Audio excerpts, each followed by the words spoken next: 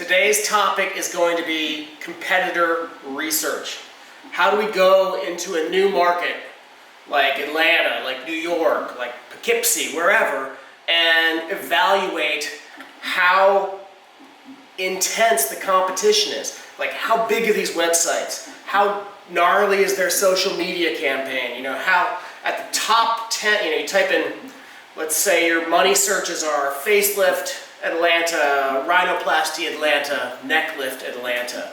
How do you compete in the top 10 for those searches, and how intense is the competition's websites for those spots? So we're going to take a look at all the methods we use to evaluate a market, find some opportunities to win, find some opportunities to find some low-hanging fruit, and just take a look at how do you evaluate the competition. So the first thing we use is Google.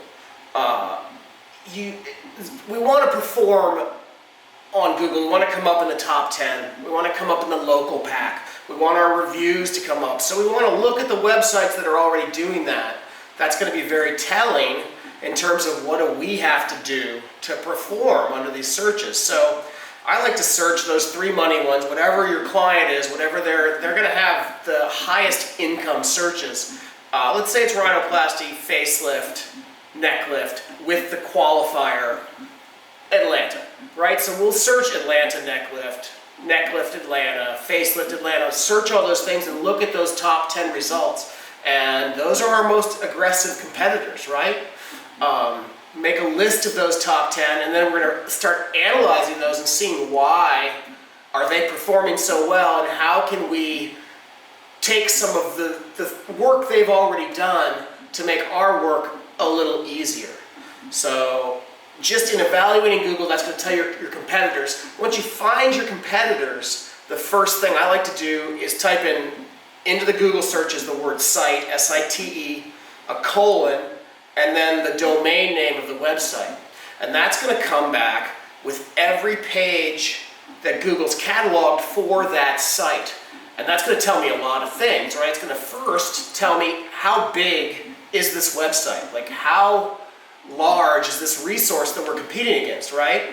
How many pages is it? The second thing it'll tell me is how is this top 10 website constructed, and how are they writing their title tags and their descriptions? Like, every page has a title tag and a description, and that's basically what comes up on Google, right? So you've got all these words, you've got these giant websites, but really, if you look at your search results, it comes down to title tag, description. So I want to look at these aggressive competitors, and I want to really evaluate how they're writing their title tags and their descriptions, like where are the geographic qualifiers? Are they using dashes? Is it obviously a WordPress website? Like, I can tell a lot from that site search about how they organize the website, how they write the website, and then you'll start to see some patterns in your market and say, oh, I see why these are performing so well just through that site analysis. So the first way I like to start is with Google,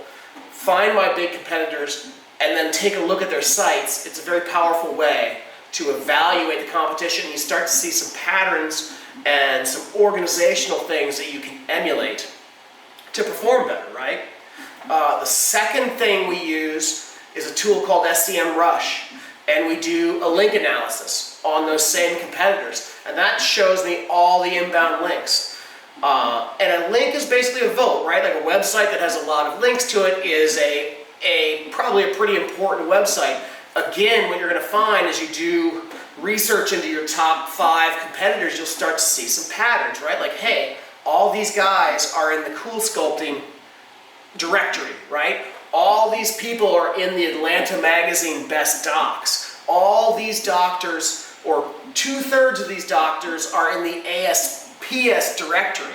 That the patterns we can recognize in SEM Rush allow us to make some reasonable choices about where we're going to go and find these low-hanging links, and the links that everybody in the top 10 already has, right? Like, we're going to have to get those knocked out just to compete with these guys. So a SEM Rush link analysis And there's other tools for it, but really a deep link analysis into your top 10 competitors and looking at the gaps where some of them don't have coverage, and then the similarities where many of them have the same type of link tells you a lot about why is this website coming up so well for this search. You know, facelift Atlanta, facelift New York, breast augmentation Dallas, whatever. You know, you'll start to see those patterns in the links, and you'll start to say, oh, I see links that I know I can get because I'm a member of this group, because I could be in the Better Business Bureau. Like, it tells you a lot about the competition, and again, we're trying to come up in the top 10, so we know we've got to evaluate the performance of these top 10 websites. The third thing we like to do when we're evaluating the competition is do a deep crawl on our big competitors' websites. And that tells me a little bit deeper than that site analysis through Google, like what's really going on. Like, how did they write all their title tags? How many total pages are we dealing with? How are the descriptions written? Like, by pulling that data, you start to get a big 40,000 foot overview of that top page of Google, and you see some big patterns, and you start to realize, oh, I see why this website's naming conventions are very strong, and it's performing very well. Like, what does that tell me? It's like, if I emulate these naming conventions, like rhinoplasty, surgeon, a good one is expert rhinoplasty in Atlanta, Buckhead, Sandy Springs. Like, you'll see that kind of thought out geographic naming convention, and you'll realize, oh, to perform in this arena, in this top level sites, I'm going to have to name my pages in a similar way, right? And you'll look at competitors that aren't doing as well, and you realize, oh, well, his homepage is named Dr. Jones. Home. That's a lousy name, right? In doing that deep dive, you figure out a lot of things about the market, and it's very illuminating. So the fourth thing we like to do when we're evaluating the competition is use Google image search. Like, I like the other parts of Google. I like YouTube. Like, I like to search for the competitor in other types of search that you wouldn't normally do. A lot of times the image search, you'll notice that your same competitors are very competitive on image as well, but you start to see the naming conventions of how do they name their graphics. Like, a lot of times you'll go into the Google image search Atlanta rhinoplasty and realize, oh, this guy's got a huge library of before and after cases, and they're all named very, very well. They're not named case 1, case 2, case 3. They're named, you know, revision rhinoplasty patient number 4, Atlanta, Georgia, right? Like, that's really, and you won't always be that, but you'll start to see in that same search you're trying to figure out on Google, like regular text-based search.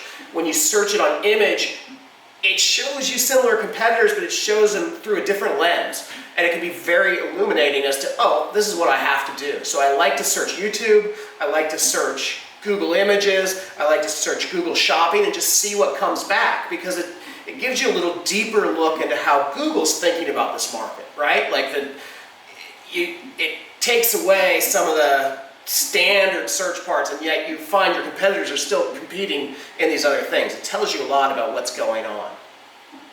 So that's the 4 ways that we really drop into a market, evaluate it, figure out how high the bar is, and what do we have to do in terms of links, site structure, naming conventions, and just overall coolness. Like, how good does this resource have to be to knock some of these other websites out of the top position? And that's the challenge of evaluating a market.